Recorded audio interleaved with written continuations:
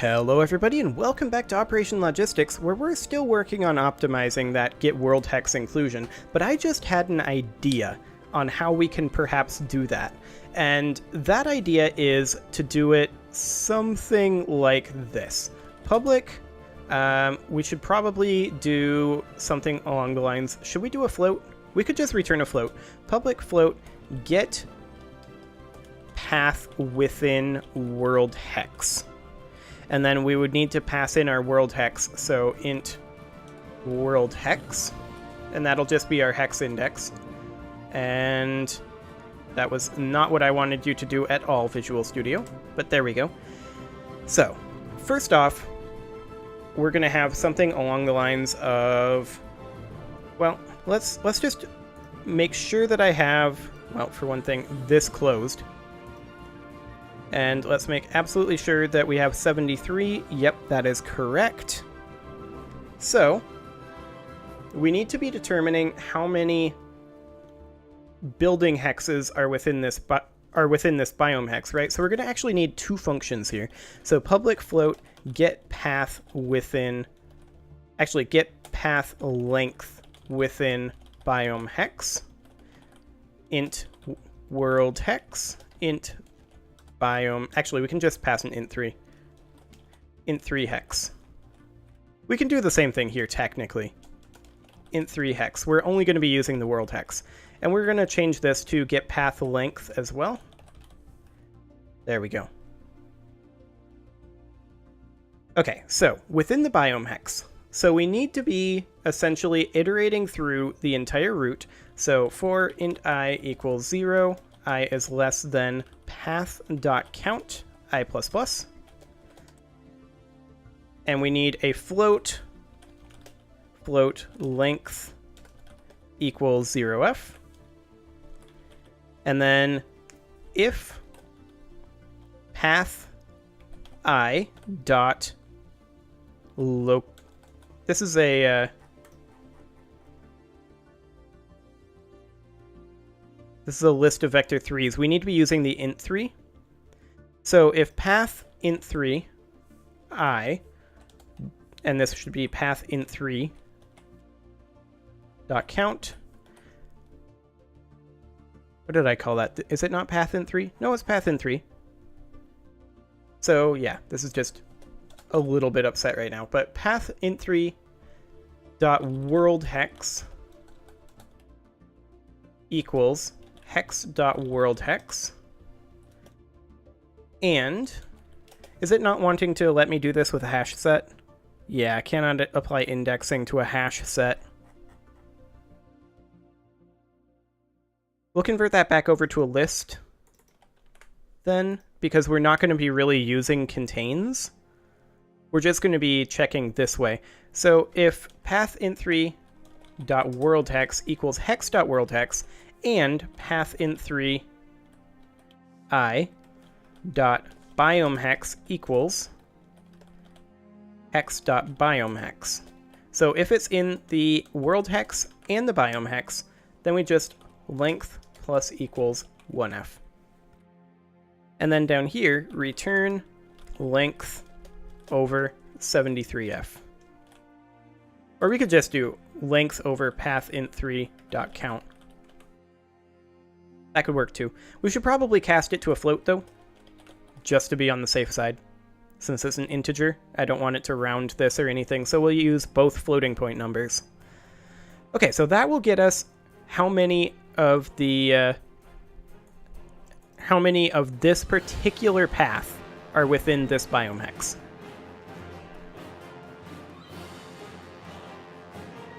Okay, so with that being the case, now we need to be determining how many biomes, or rather, what the total biome hex amount is here. So we need to be running this on every biome hex, and then keep a running total. So float length equals,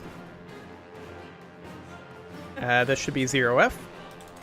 We're going to return, once again, length over, and this shouldn't be path int3.count. I have no idea what I'm talking about here. This should be 73f. And this should be 73f as well, since that's the number of hexes that we have within a hex. Okay, So now we need to go ahead and iterate through all of the biome hexes within this hex. So for int I equals 0, I is less than... Should this be path? No, this shouldn't be path, actually. This should be I is less than manager.getWorldHex by index. And we want to pass in hex.worldHex. Dot. This should then be biome hexes dot count I++. Okay. Then we want to go ahead and get the path length within biome hex. So length plus equals get path length within biome hex. And then we want to pass in a new int3. And then this should be hex.worldHex. And then this should be this here. So manager.getWorldHex by index, blah, blah, blah, blah, blah. Biome hexes I dot hexseed index? Indices is what we called it. Dot biome hex. And then we pass in -1. We don't care about the building hex. Okay. So that should get us our amount that this root contributes to this particular world hex. Theoretically. Theoretically. So then we would need to do hex manager.color world hexes. We would need to essentially rewrite this. So let's go ahead and do that. Okay. Now, we need to iterate through our map as we did just below. So for int I equals 0, I is less, no, not 9i. I is less than map.count I++. In fact, I'm just going to copy all of this over. I'm going to leave it commented out, but I'll just copy this in. We're going to do exactly the same thing, except instead of doing this color hex default here, we are going to go ahead, because we're not going to use the get world hex map mode inclusion. We're probably just going to get rid of it entirely because it's way too slow. And I think this other way will be a little bit faster. Actually, you know what? We can just leave it exactly as it is and just change the get world hex map mode inclusion. I have no idea what I'm even talking about today. Okay. So, now instead of going through it this way, what we can do is we can go through and we can simply iterate through the roots for int I equals 0.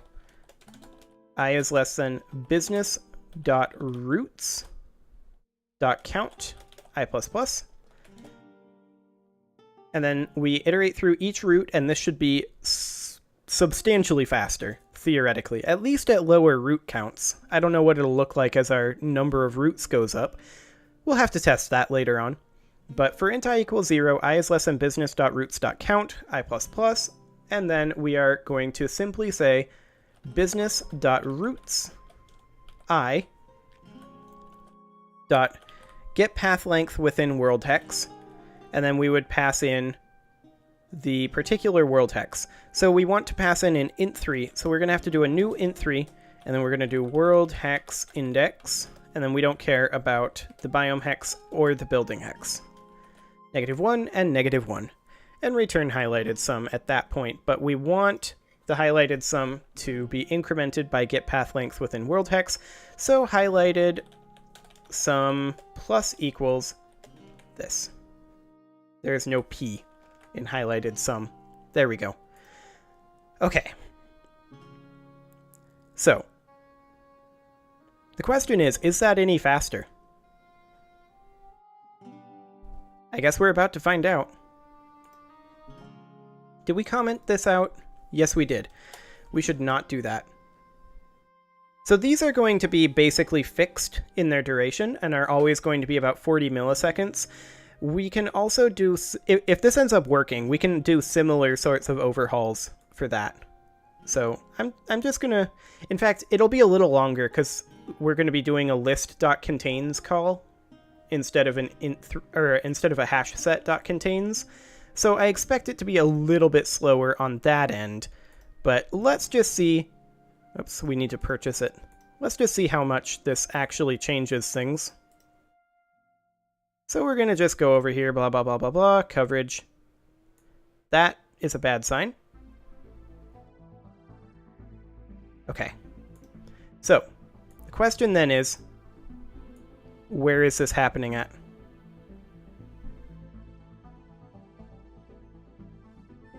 It looks like it's basically the same place.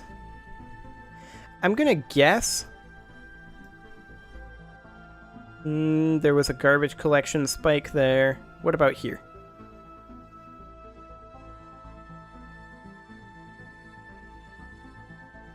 Log string to console, etc., etc.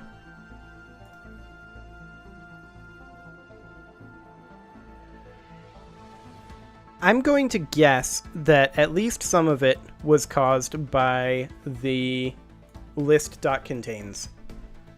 I don't know how much of it, but some of it. So let's just go ahead and rewrite the color building hexes here, or rather the get building hex map mode inclusion, to no longer use path.int3.contains.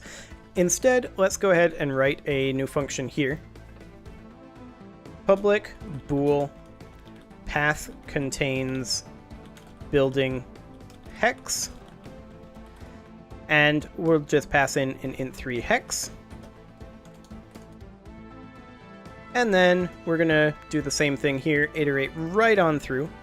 If path.int3.worldHex, blah blah blah, we're also going to check here and path.int3 i.buildinghex equals this should be hex.buildinghex, like so. Then we will simply return true. Otherwise, if we get all the way through, return false. And that's one thing that we could theoretically... Actually, we can't. Never mind. We do have to iterate all the way through up here. I was thinking that we could abort early, but there's no way to do it realistically. Okay, so... I mean, path contains building hex is theoretically going to be reasonably quick, but I mean, we're going to be calling it a lot. So there is that.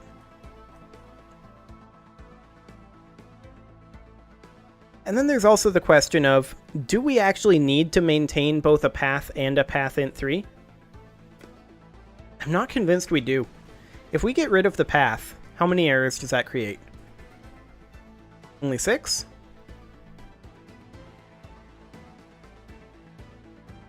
I mean, the pathfinding pathfinds in v3s.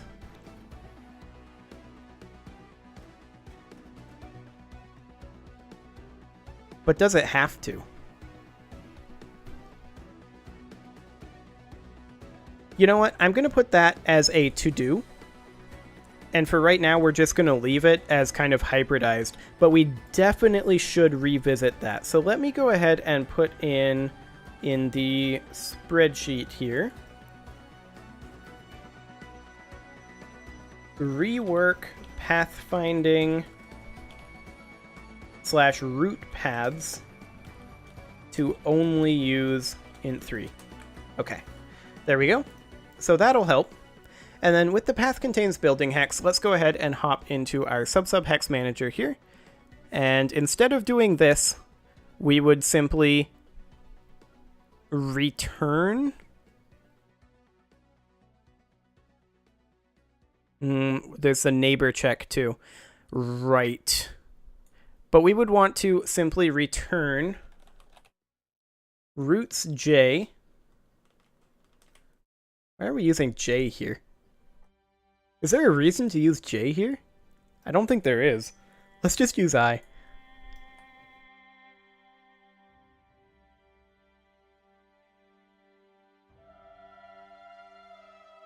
Oops.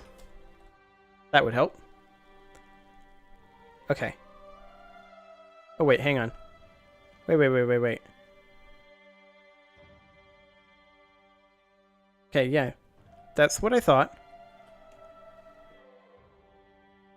That's absolutely what I thought. So this should be I. This should also be I. And we don't want to return this. We can just return true if this is true. But we want to do path contains building hex. And then we would pass in int3 hex. So just pass in hex. Otherwise, if it contains this particular neighbor, which is quite the heady thing. That's a list of int3s. But yeah, if we could then have it be something along the lines of path contains building hex of this. I don't know that that's going to be much faster, but it might be. I guess we're about to find out. Okay, come on. There we go. Okay. So let's head on in here. Ooh, that was inauspicious. Oh, we're having this issue again.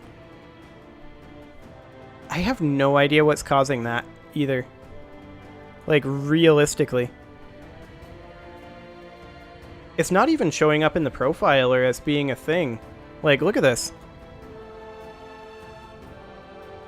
It's showing up as basically normal in the profiler, but it's definitely not actually normal. I think I may need to restart Unity. But let's... I just want to see if this actually speeds anything up. So let's run this again. Okay. Oh. Okay. I think it's normal now. Maybe.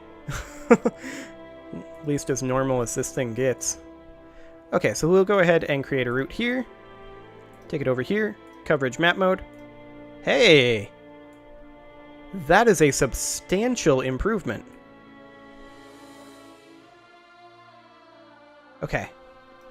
So we are looking at about 60 milliseconds as opposed to about 500 milliseconds. Almost a tenfold reduction in those spikes when we change that. That's almost within the acceptable levels.